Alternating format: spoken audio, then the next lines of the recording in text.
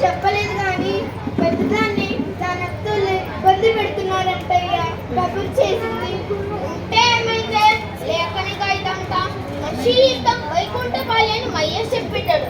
కానీ రైతు జీవితం పంటేసిన ప్రతిసారి వైకుంఠపాలి. ఆడు గడుపున గట్టాలి కానీ గట్టెక్కించాడు చల్లే ఉండవే. అవునయ్యా, కాదు నుండి తెలిసి చేపెట్టడం మూర్ఖత్వం. మాట వినయ్యా, పట్నం పోదా. వస్తున్నానురా, మీ ఇంటి బయట ఉన్నాడు. ఒక్క నిమిషం. బాబా, నీ చిన్న కడుపు కాలేజ్ నుండి. చిన్నోళ్ళు ఎలా ఉన్నారా? నేను బాగున్నానా? నువ్వు అమ్మ బాగున్నారా? బాగున్నావురా. నాన్న కాలేజ్ ఫీజు కట్టాలి, లేదంటే నువ్వు అక్కడ నేను ఇక్కడ కానీ కష్టమంతా వృధా అయిపోతుంది. సరే నాన్న, నేను వస్తాను.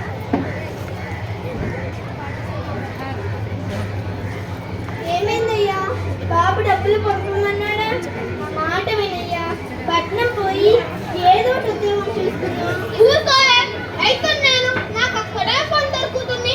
పట్నం అద్దాల మేడ చూడటానికి బాగానే ఉంటుంది, కానీ మళ్ళాంటి వాళ్ళు అక్కడికి వెళ్ళాం. భూమి చూపిస్తే తుని పెట్టడం తప్ప వేటికి వెళ్ళేటాన్ని. ఆ అద్దాల మేడకు కాపలాగని మాత్రం కాయాలి. నాకు అవన్నీ తెలియదయ్యా. ఈసారి పంట తప్పిందా మన పట్టణానికి పోతున్నాం అంతే. గాడి ఈడిస్తే నా ప్రాణాలు ఇస్తున్నట్టే నీకు ఎట్టా చెప్పాలి? అక్క మాటలు నువ్వేం పట్టించుకోవద్దులే బావా. పట్నం బాట పట్టాల్సిన కర్మ మనకేంటి? పట్నం కళ్ళ మీద ఆధారపడి ఉంటుందే గాని కళ్ళెప్పుడు పట్నం మీద ఆశపడుతులే బావా. పట్నం కంప్యూటర్లు కడుపు నిప్పవులే బావా. ఒరే రాముడు, ధారణి మాటలు చెప్పాలంటే ఎవరైనా నీ కర్మాతేరా. ఇంతకేం పంటేశావు? ఉల్లి బావా, ఉల్లి పంటేశా. ఈ దెబ్బతో మన దశ తిరిగినట్టే. అబ్బా, ఏంటో అంత నమ్మకం? ఏ పంటైనా ఈసారి సినిమా లక్ష్మి బావా. ఎందుకంటే ఎలక్షన్ల సంవత్సరంలోకి దిగిపోతున్నాం కాబట్టి ఏ పంటైనా చక్కని పరుపలుతుంది. కానీ అదేంటో బావా, ఎలక్షన్ సంవత్సరంలో పంటకు ఉన్న రేటు అయితే రాజని రాజకీయ నాయకులు అన్నమాట. ఎలక్షన్ల తర్వాత మాయమైపోతుంది. ఇదే మర్మమో తెలియట్లేదు బావా. అది తెలుసుంటే మన రైతులాగా ఎందుకుంటాం రా, రాజకీయ నాయకులు అయిపోవు.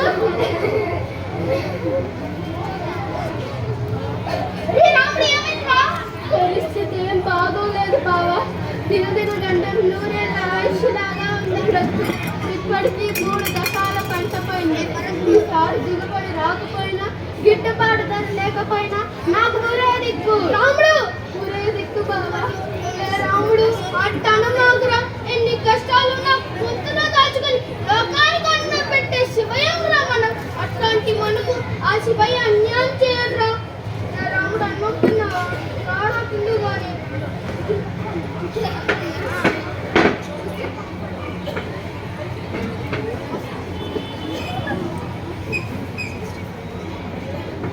ఏమండి పేరు?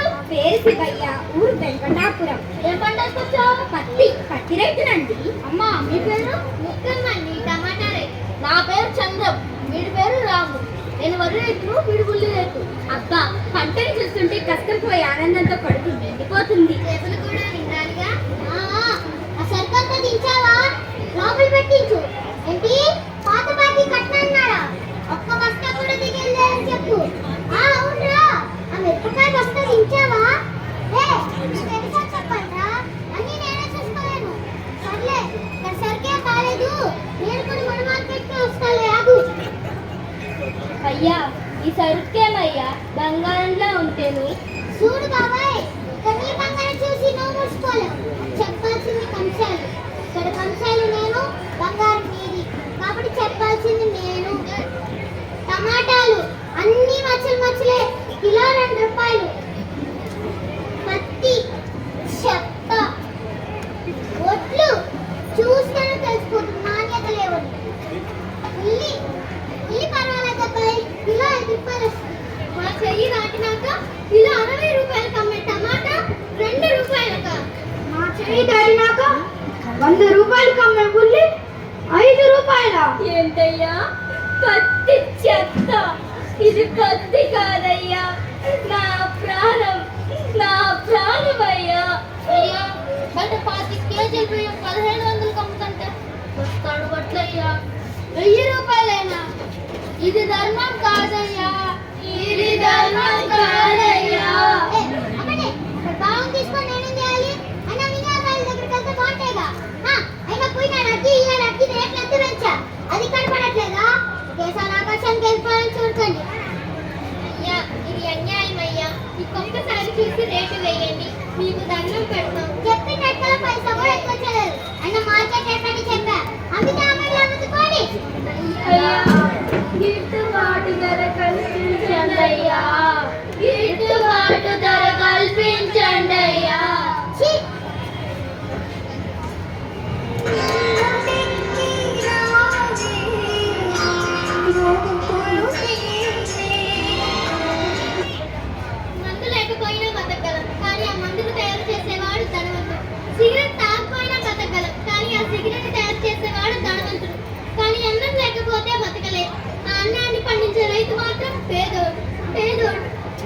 కిలో బుల్లి 5 రూపాయల 5 రూపాయలు తీసుకుంటే నాకు బిచ్చగాడికి తేడా ఏముంటుందయ్యా? అవునయ్యా, మార్కెట్లో